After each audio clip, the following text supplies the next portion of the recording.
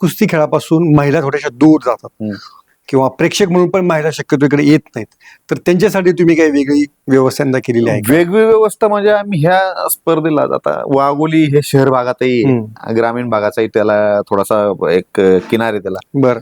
तर याच माध्यमातून आम्ही आमच्या भागातील किंवा पुणे शहरामध्ये ठिकठिकाणी आम्ही हाऊसिंग सोसायटी असेल, थोडासा हायपरपॉल एरिया, त्याच्यामध्ये आम्ही आवाहन करत आहोत महिला भगिनींना, जे फॅमिली क्राऊड आहे त्यांना, की आपल्या लहान मुलांना घेऊन या महिला भगिनींनी, माता भगिनींनी या कुस्त्या बघण्यासाठी यावं. त्यांची मुलंही त्या कुस्त्या बघून मोटिवेट होतील.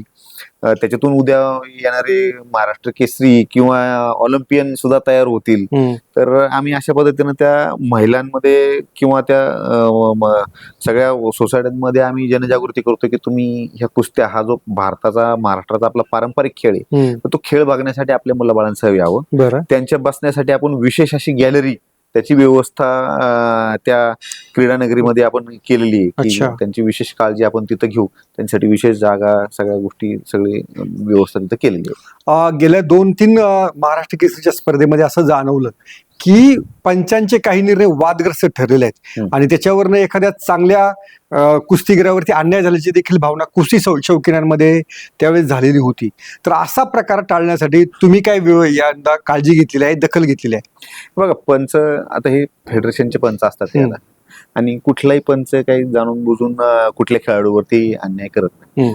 पण हा खेळ एवढा वेगाचा आहे, ताकदीचा आहे की त्या ह्याच्यामध्ये कधी पंचाच्या निर्णयामध्ये अस्पष्टता येऊ शकते.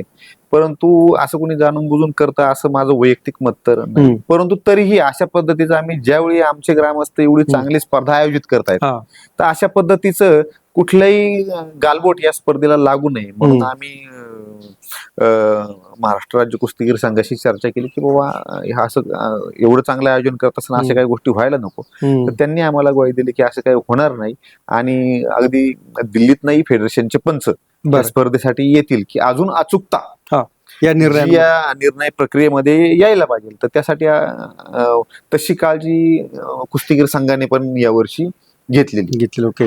आता एवढा मोठ्या प्रतिसाद मिळतो आहे, तर कुस्तीगिरी पण मोठ्या संख्येने येतील, त्यांच्या पण अपेक्षा वाढलेल्या असतील, तर त्यांच्या काळजीसाठी, त्यांना आणखी पुढे प्रोत्साहन मिळण्यासाठी तुम्ही वेगळे कोणते उपक्रम घेतलेले आहेत? आता या स्पर्धेमध्ये साधारणतः 840 खेळाडू सहभागी होतील. त्यांच्या राहण्याची व्यवस्था आपण वाघोली गावातीलच एक मोठी संस्था आहे, समाजसेवी संस्था आहे, भारतीय जैन संघटना, इथं आपण त्यांची राहण्याची, खाण्याची सगळी व्यवस्था केलेलीच आहे. त्याचबरोबर सहभागी सर्व खेळाडूंना आपण ह्या स्पर्धेचे एक सहभाग म्हणून किंवा आठवण म्हणून आपण त्या सर्व स्पर्धकांना ट्रॅकसूट देतोय. त्यानंतर एक जिम बॅग देतोय. त्या जिम बॅग मध्ये त्यांचं सर्व जे त्या 5-6 दिवसामध्ये लागणार जे काही उपयोगाचे किट ते देतोय. त्याचबरोबर आम्ही त्यांना खुराकाचंही किट त्याच्यामध्ये देतोय, आकर्षक असं, की जेणेकरून वाघोलीत होणारी ही स्पर्धा हे खेळाडू त्यांच्या आठवणीमध्ये राहील की आमच्या म्हणजे फक्त विजेत्यांचाच नाही तर सहभागी प्रत्येक खेळाडूचा इथं यथोचित मान सन्मान झाला आणि ते प्रत्येक खेळाडूवरती लोकांनी प्रेम केलं, त्याचे लाड वाघोलीमध्ये झाले असं ते प्रत्येक खेळाडूला नक्कीच वाटेल. ओके. म्हणजे तुम्ही मनापासून तुम्ही सगळी ती तयारी सगळी? हो, एकदम मनापासून. प्रत्येक गोष्ट इथं मी, माझे सर्व ग्रामस्थ, माझा सर्व मित्र परिवार, सगळे लोक ही स्पर्धा आमच्या घरातील एखादा कार्यक्रम असल्यासारखं एकदम सगळे मनापासून जीवाने हे सगळे काम करतोय. सोशल मीडियाच्या भाऊ गर्दीत विश्वासार्हतेने चकाकणारे नाव म्हणजे लेट्सअप मराठी. सगळ्यांना, सगळ्या नागरिकांना ती स्पीच, ती लेट्सअप वरील मुलाखती म्हणजे विचारांचा खजिना. त्यानंतरच्या निवडणुकीमध्ये मला सोडून गेले.